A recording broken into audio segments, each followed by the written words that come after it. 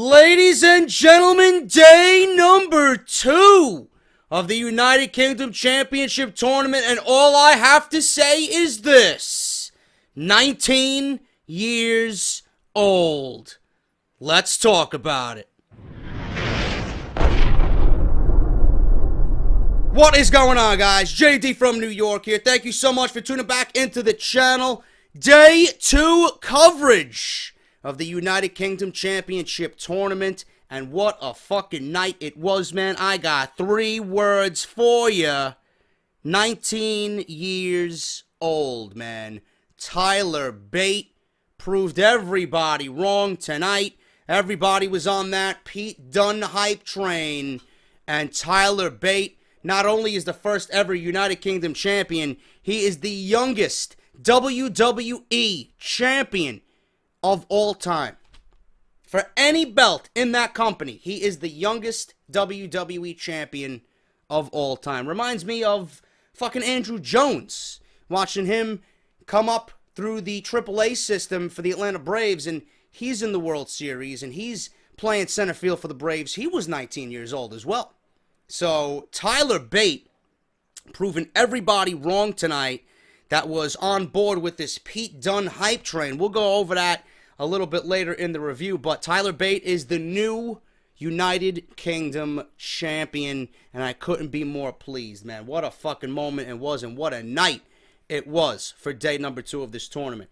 Going into day number 1, the outlook of the entire thing, the reception of the entire thing was great. Okay, there was a few things that I was concerned with going into day number 2, but they were quickly squashed.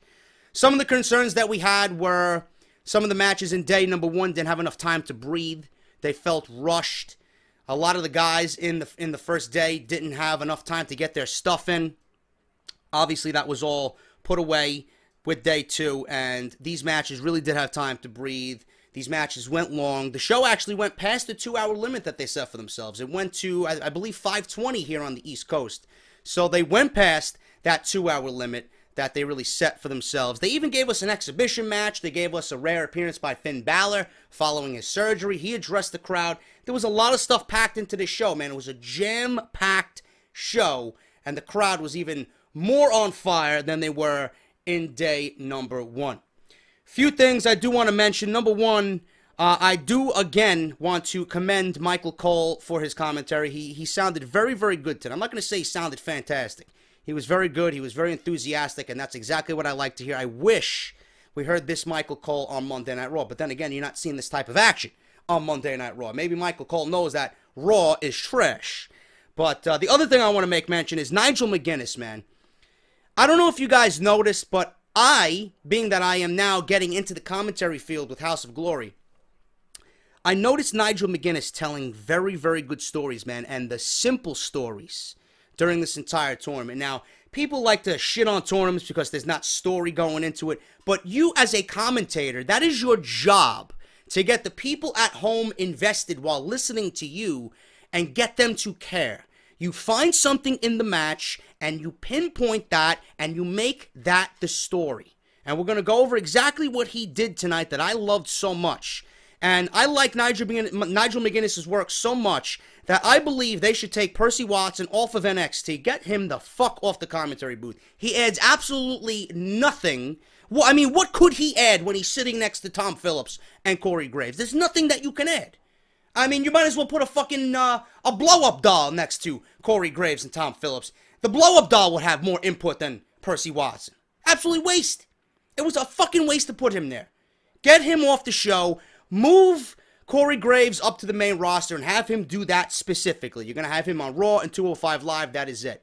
Now, I like the dynamic between Phillips and Graves, but I think Nigel McGuinness would be perfect on NXT, sitting in on color with Tom Phillips. That's just my personal opinion. But there were moments tonight where McGuinness picked apart Tyler Bate. There was an issue with Tyler Bate's shoulder. He was injured by Pete Dunne after one of his matches tonight. That was a story going into the match. Wolfgang advanced to the semifinals, and it was him and Tyler Bate. And in Wolfgang's first match tonight, he actually bloodied his nose, and then when he came out for a second time, Nigel McGuinness said, you know what? maybe he broke his nose. I'm hearing that he broke his nose. He had a bloody nose in the first match. There was also a moment in the first match with Wolfgang where he did a somersault moonsault off the barricade, and he landed pretty hard. He landed rough, and he hit his knee on the concrete.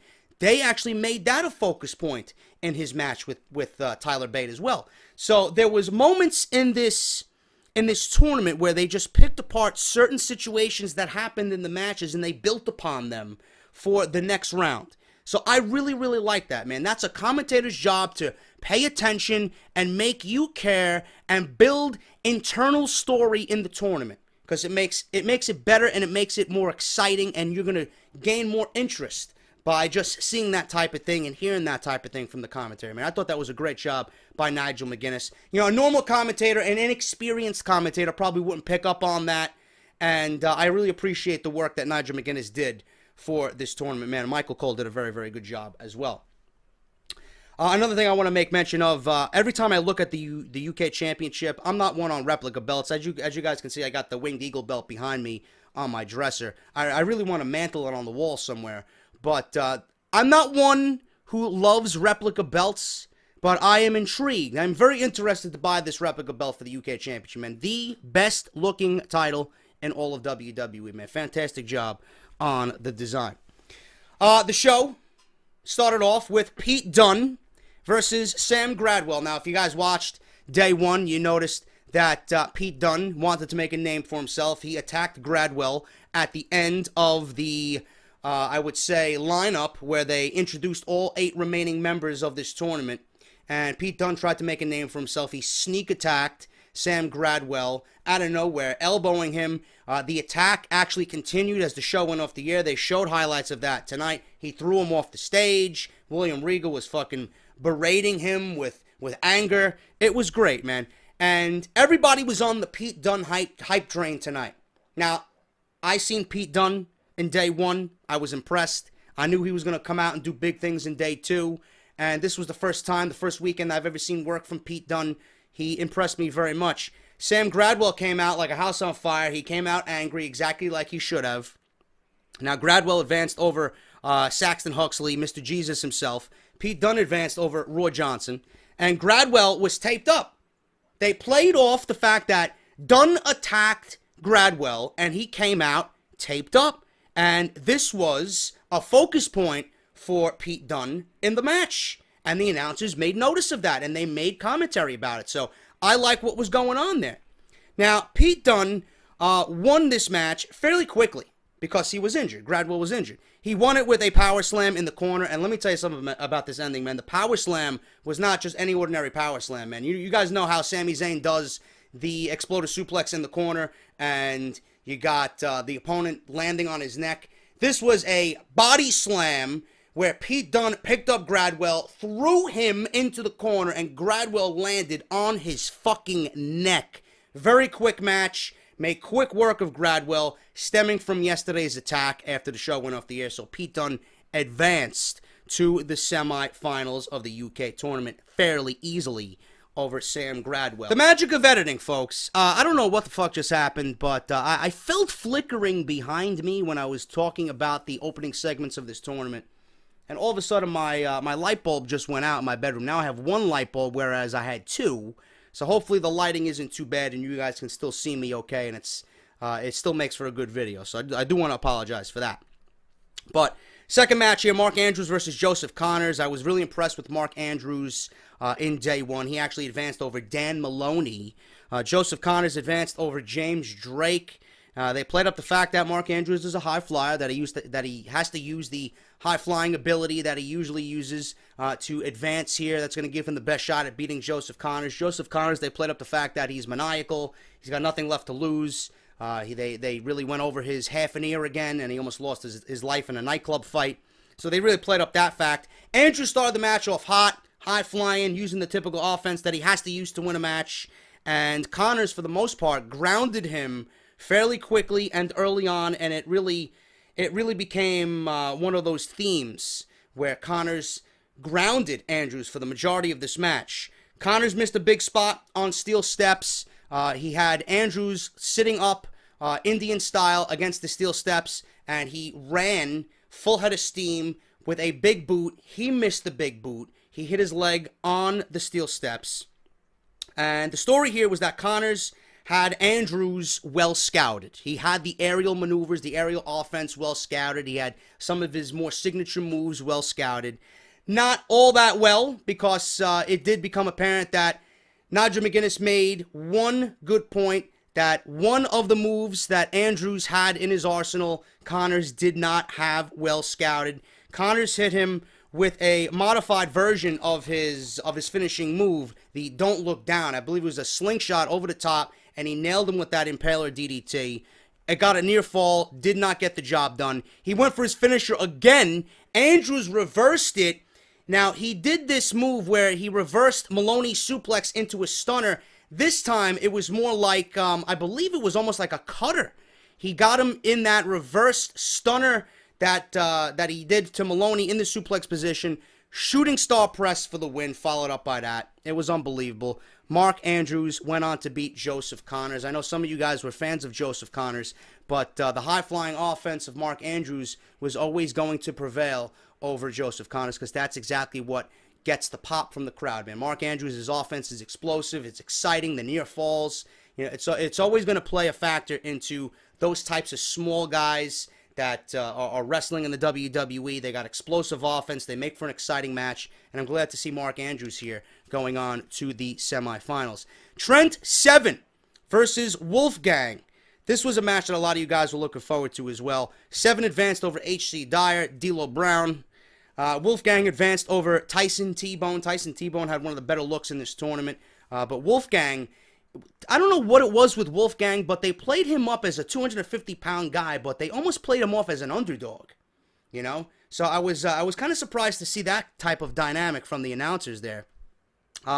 Wolfgang, like I said in the opening, Nigel McGuinness made mention of this in Wolfgang's next match. Wolfgang did a barricade moonsault, and he injured his knee. Okay, he was holding his knee. He was flexing his knee. Trent Seven did not notice it at all for the remainder of this match, but the announcers kept it in their back pocket, and they were going to make mention of that if Wolfgang moved on, which he did. Seven, he was teasing a superplex off the top turnbuckle. Never was, it was attempted, but it was never executed.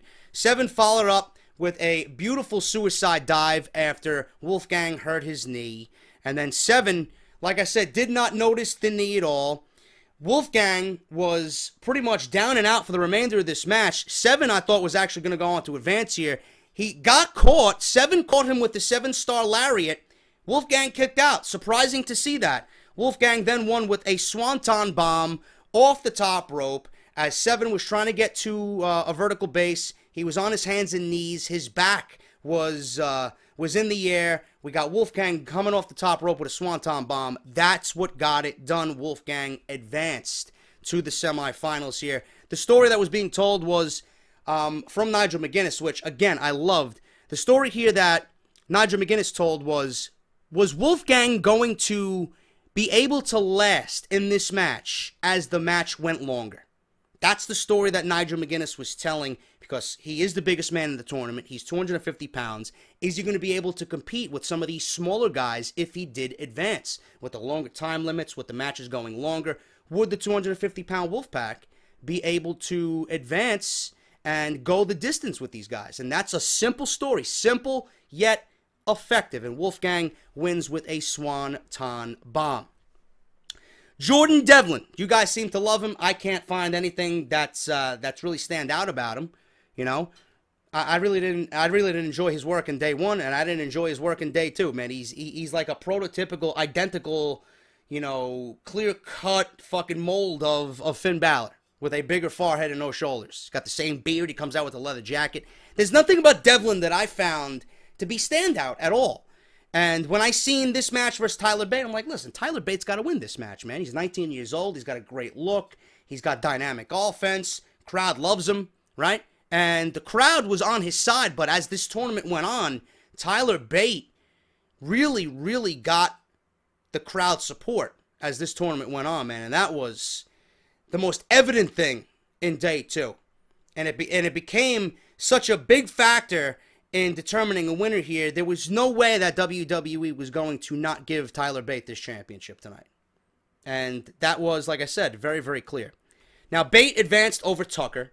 Devlin advanced over Danny Burch. Remember the blown spot with Danny Burch where he was busted open from that back kick, and then he did the double foot stomp in the corner. Danny Burch got up. He was bleeding. Supposedly, he kicked out of a near fall, but that was never really rectified, so Danny Burch was eliminated. So Devlin was already entrenched in controversy stemming from day one. He's lucky to be here in day two. Story pretty much was Bate. Bate, very calm for a 19-year-old. And Devlin, maybe he was taking him for granted. Everybody took Bate for granted because he was 19 years old. That was the underlying story with everybody that went against Tyler Bate. Devlin missed 2 moonsaults. He went for one, he missed it. Went for another one, he missed it. Devlin hit Bate with the same kick. After all that, he hit him with the same kick that he hit with Burch. And there was a moment in this match where Tyler Bate held the back of his head. Now, he thought he was bleeding. And he held the back of his head and he slowly, put his hands in front of his face and realized that he wasn't bleeding. So after that, Devlin got caught with a fucking wicked right hand. He was stunned. He was fucking floundering around as if he's walking out of the bar fucking drunk. Next thing you know it, Tyler Driver 97. 1, 2, 3. It was over. And Tyler Bate advances over Jordan Devlin. Happy to see that. It was at this point in the night, I'm like, listen, I'm going with Tyler Bate in the finals. I'm going with Pete Dunne in the finals. I even tweeted it out on Twitter. That's what would make a great finals for this UK Championship. And that's exactly what happened here. Tyler Bate defeated Jordan Devlin. Moving on to the semifinals, Mark Andrews versus Pete Dunne. I thought this was a great match.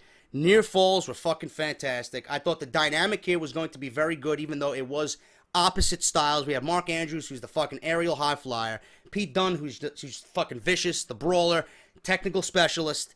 So the mesh and styles, though different, I thought was going to be very good. Because Pete Dunne is going to try and ground Mark Andrews. Mark Andrews is going to try and, get away from the clutches of Pete Dunne. And he's going to try and hit him with big-time aerial moves, big spots, hopefully to get that big high-risk win. 2 different styles. Mark Andrews was holding his neck. Again, got to give it to Nigel McGuinness. These are the things that I know and the reason why I take notes, man. You look at Mark Andrews when he's making his entrance, okay? He was holding his neck as he was walking down the ramp. Nigel McGuinness made mention of this.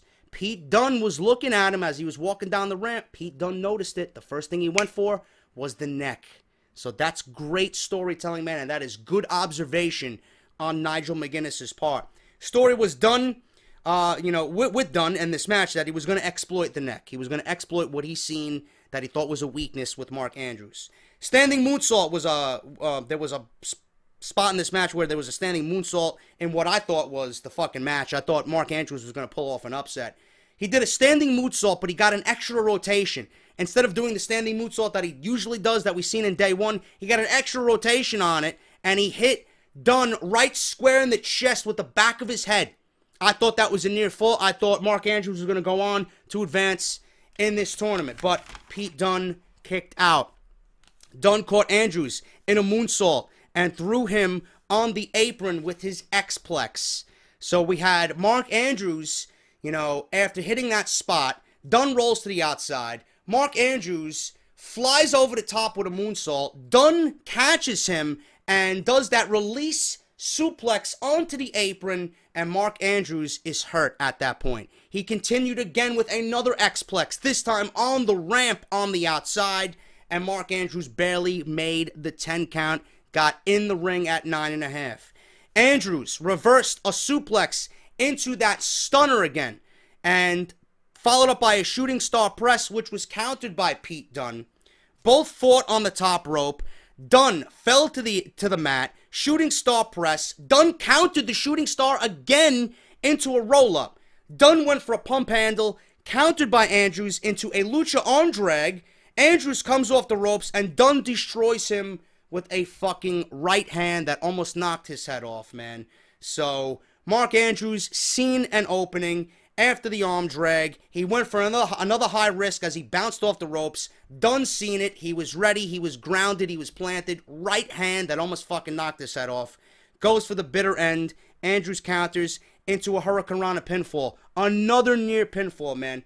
So Dunn went for the fucking bitter end, and Mark Andrews, after being leveled with that right hand, turned it into a Hurricane Rana roll-up, which I thought again was the end of the match. But another great near fall. He goes for another shooting star press. This time he got caught in the X-Plex. Bitter end, 1, 2, 3. Pete Dunne advances to the finals, man. The near falls in this match alone were fucking making everybody jump out of their seat, man. Nigel McGuinness even said he was jumping out of his seat. So that was a great match. Up until that point, that was probably the match of the tournament. That was the match of the tournament right there. I definitely want to see more of Mark Andrews. I think he and Tyler Bate would have a great showdown if they do go on with this and make it a weekly television show on the network. I think Mark Andrews has a bright future in the WWE and certainly deserved a second look and a contract after tonight. And Pete Dunne advances, man. Great, great match for Pete Dunne there. Tyler Bate versus Wolfgang. The story told here, again, like I said, Nigel McGuinness was going over the fact that Wolfgang hurt his knee. Nigel McGuinness went over the fact that he might have a broken nose. So these were focus points in the match. The knee was a problem. The nose was a problem. You know, the 29, 30-year-old Wolfgang was underestimating the 19-year-old young kid. Those were all stories being told in this match. You know, big power moves by Wolfgang. Tried to put him away early because, again, the underlying story, the broken nose. Is he going to be able to breathe? Is he going to be able to go the distance with the younger, more athletic Tyler Bate? So Wolfgang tried to put him away with some big moves. Pop-up power slam, beautifully executed by Wolfgang. Huge spear, could not put Tyler Bate away. In the end, it was the Tyler Driver for the win, and after he beat Wolfgang, the camera panned in on Tyler Bate, shocked look on his face, and at that point, you knew Tyler Bate, the crowd was behind him, you knew something special was going to happen tonight, and Tyler Bate put together a great win over Wolfgang with the Tyler Driver. They both shook hands at the end of the match, and it was great, man. Very, very good. At the end of this match, this is where the story for the final was set up.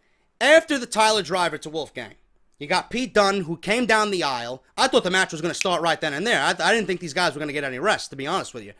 But Pete Dunne comes in and attacks Tyler Bate. He throws him into the steel post, and right then and there, the story is being told that Tyler Bate has that he has a shoulder problem. He's got a shoulder injury, separated shoulder, whatever the fuck they mentioned. They taped up his shoulder before he came out for the last match. So that was going to be the story going into the final match between Pete Dunne and Tyler Bate. Neville beat Tommy End. Great match for an exhibition. This is my first time seeing Tommy End. I don't think they're going to have him keep his name. He came out as Tommy End simply because the crowd knows who Tommy End is. Okay? But they renamed him Aleister Black. I don't think they had him use that name because he's not really on television yet. So they had him come out there with a name that everybody can associate with. So they had him come out to Tommy fucking End. Neville cut a promo about how he's disrespected, how he should be the king of the United Kingdom, and how he should be in the tournament. And if he was, he would be the first ever United Kingdom champion. So Neville won this match with a red arrow. Very, very good match. I was surprised by Tommy End. He's got a great look. Clearly got a great look. Can't wait to see him on NXT television. I didn't know that he was going to be that athletic. I was pretty surprised to see him do a springboard moonsault from the inside to the outside on Neville. So that was pretty impressive. And I'm looking forward to seeing Tommy End work in NXT, man. I think it's going to be very, very good for the NXT brand as a whole. Neville wins with a red arrow. The finals here. This was fucking awesome, man. I actually stopped writing notes for the finals because I just wanted to enjoy it. But the match itself, going into this, I was like, you got to give it to Tyler Bate, man. This would be a mistake if the WWE doesn't give it to Tyler Bate. And the reason why they gave the win tonight to Tyler Bate, the reason why he is the first UK champion, is because Pete Dunne already made a name for himself, man. Seriously. With that attack on Gradwell yesterday, he made a name for himself. He did it again tonight on Tyler Bate. So he made a name for himself. He didn't need a championship to solidify how great he is. Because you all know Pete Dunne's going to get a fucking contract with the WWE. It's no fucking mystery, you know? So why not build a new... Tyler Bate is already a fucking, You know, he's the champion. Create a new star. Go that route. Pete Dunne's already a fucking superstar. So you don't need to give Pete Dunne the title when, by default, he's looking great anyway. He's already looked great in this tournament. And he's the one everybody's talking about. So why not make another star out of all this with Tyler Bate? I think they made the right decision here. Dunne was smiling because of the work that he did on Tyler Bate, sneak attacking him after his match with Wolfgang. He's seen him come down the aisle with the taped shoulder, and Pete Dunne started smiling, which was great because you knew he was going to attack that shoulder immediately as the bell rung. As they were presenting the title and showing off the title, and both guys were announced in the ring, William Regal, if you guys noticed, William Regal was staring a fucking hole into Pete Dunne. I wonder if that's going to be an underlying story in the weeks to come, man. It's going to be very interesting to see. But Regal did not take his eyes off of Pete Dunne. Dunne took out his mouth guard during the match. That's when things really started to pick up. I mean, the match was picking up, but that's when things really got hot and heavy. I'm like, oh, shit. You guys were mentioning it to me on Twitter. Hopefully we see something, where Pete Dunne starts biting his opponents. I'm guessing that's a signature of his where he bites his fucking opponents.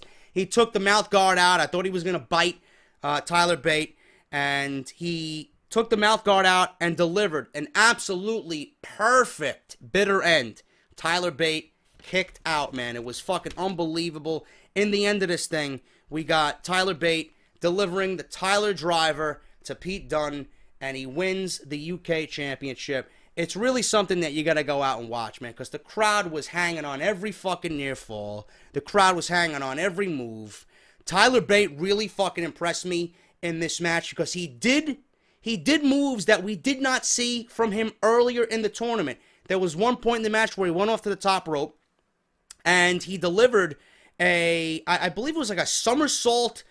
It was a somersault foot stomp, a double foot stomp off the top rope. There was even a point in the match where he did a fucking, a huge body splash over the top, a huge fucking suicide dive over the top rope, and he landed on Pete Dunne, man. So we were seeing stuff from Tyler Bate that we did not see in the rest of this tournament. And I like that, man. He saved some of those big spots. He saved some of those oh my god moves for the final, because it makes the final seem all that much more important when guys are really going out of their way to just pull out every fucking thing that they got to win the tournament, to win the championship.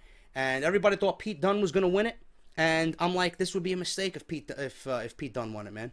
He didn't need the championship. He's already a fucking made man in this tournament. He's already everybody's favorite in this tournament. Everybody was talking about him. Give it to Tyler Bate. History's going to be made. The crowd was clearly on his side because they knew going into this he was the underdog, and people love a good underdog. This is what I was talking about with Sami Zayn. People love a good underdog. You give it to Tyler Bate, you have that fucking place go crazy, they're going to appreciate it. The fans went home happy. They know how great Pete Dunne is. He didn't need the championship. Tyler Bate won it. He deserved it, and it was the right move. Tyler Bate is your new UK champion, the youngest champion in WWE history at 19 years old, man. Unbelievable. I can't wait to see what happens, and I'm looking forward to the next chapter of this United Kingdom, whatever they got going on here. Maybe it's going to be a new show. I don't know. It's going to be very interesting to find out, but I am going to be very, very invested in these guys, man, because I was impressed by a lot of these guys. The crowd is on fire. You guys know I love the UK crowds. They were all over this, and it's going to be something special, man. These guys are doing something right over there, and I can't wait to see what's next to come with Triple H and William Regal's project, man. But that is the review. Great shit. If you guys missed the tournament, day 2 clearly is the better of the days. There was a lot of great happenings tonight. That final match was fucking awesome. Mark Andrews versus Pete Dunne. Great near falls, man. Edge of our seat action. I thought Pete Dunne was actually going to go down in defeat in that match. Wolfgang really impressed me for a guy his size. Great overall night, man. You had Neville versus Tommy End. Finn Balor came out. He looks great. His beard is growing in thick. Looking good. Can't wait to get him back. And Nigel McGuinness, man, really, really impressed me on commentary. The overall presentation was fantastic. The look was great. Love it. Triple H, good job, man. Unbelievable stuff. But that is my review of the UK Championship Tournament. If you guys enjoyed, please hit that thumbs up. I will be back at least one more time tonight with Off the Script Extra, probably around 8 o'clock. Make sure you guys tune in for that. If you missed Off the Script this weekend, Part 3 is up. So make sure you guys go watch that down below, and I'll leave you a link in the annotation. So thank you guys for all the support all weekend. Unbelievable. I worked my fucking ass off, And I'm going to relax and take it easy for the rest of the night. Also, like I said, Off the Script Extra tonight. And Sami Zayn, 5 reasons why Sami Zayn should win the Royal Rumble video going up tomorrow afternoon for you guys. I'm JD. Remember to hit that thumbs up, and I'll see you guys tonight for more Off the Script Extra. I'll talk to you later.